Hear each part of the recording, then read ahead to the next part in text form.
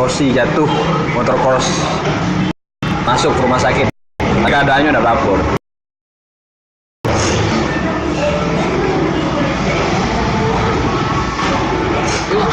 Accident.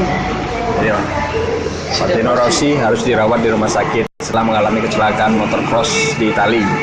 Pembalap motor GP asal Italia diagnosa menderita trauma ringan, paradaorak dan abdomen. Namun rumor yang beredar pembalap Movistar Yamaha itu menderita patah tulang. Kejadian ini terbilang mengejutkan karena Rossi akan tampil di MotoGP Italia pada 24 Juni 2017.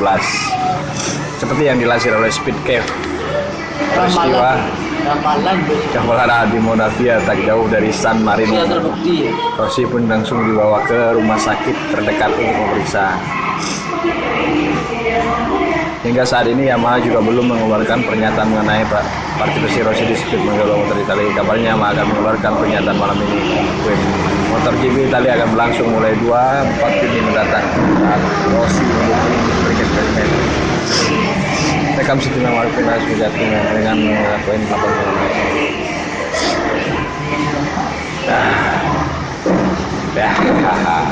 Cukup sekian.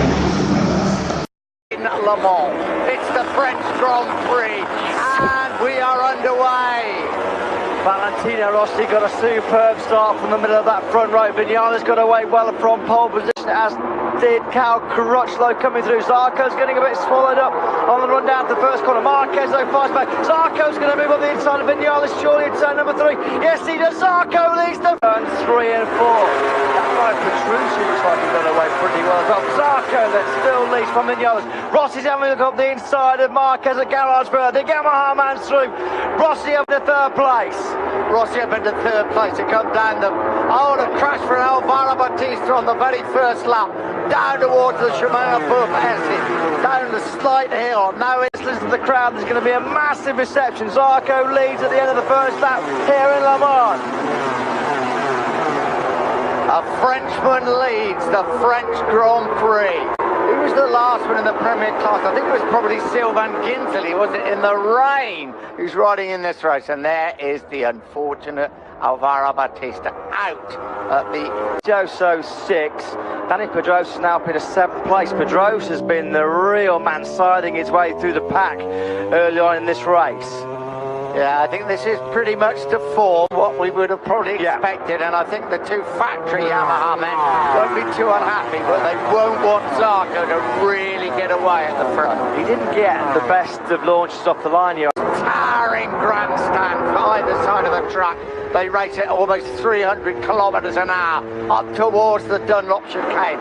This is where Zarco took the lead, and boy did he prevent Vignales retaking the lead as they went down to La Chapelle on that very first lap. Yeah, he needs one of those wide load stickers that you see on the back of trucks sometimes, Johan Zarco. He's a very Maverick Vignales, and then come up towards the Shimano above Essex once again. So Rossi has been second here for the last 3 years. Vignales has won here on 2 occasions. Took his first ever Grand Prix win here. The 125cc class. It's just his 4th Grand Prix. Let's not forget, this is not unfamiliar territory for Johan Zarco. He led Spargro in front of Polar Spargro. No, we got it wrong. So Lorenzo has got in front in 11th. Polar Spargro is now down in 13th. Baz, Alicia Spargro, Barbara Fova, Abraham Smith, Yononi Rabat, Sam Lowe's in 21st, and Sylvain Guintoli in 22nd place. And it's Alvaro Bautista who has crashed out, and Zarco. The Reale Vinci Ducati has come into the pit lane. He's retired, the Spanish rider. So 2 Spanish Grand Prix winners and a Spanish 125cc World Champion Barbara and Alvaro Bautista are out of the race.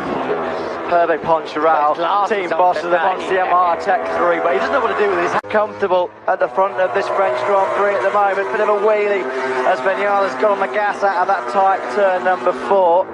Marquez has just taken out a couple of tenths on Cal Crutchlow. Crutchlow fending off Dovizioso and Pedrosa in 5th at the moment.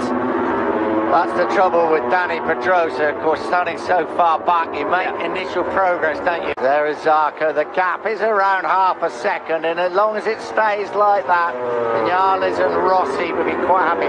Rossi's made no sort of move whatsoever.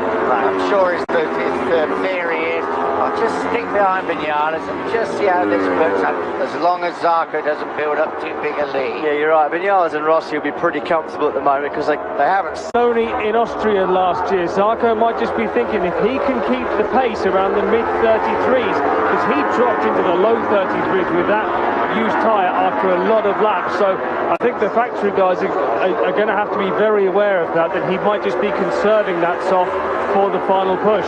Day to forget for Aspar Ducati with Carol Abraham coming into the pits. And they are a little bit worried about Marquez, who's putting on a bit of pace now in 4th place on the Honda.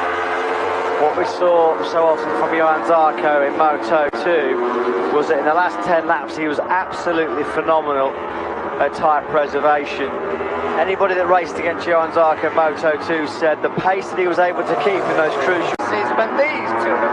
Yeah, how much stress the Zarco already put on those tyres to run that hot pace at the front of this French Grand Prix.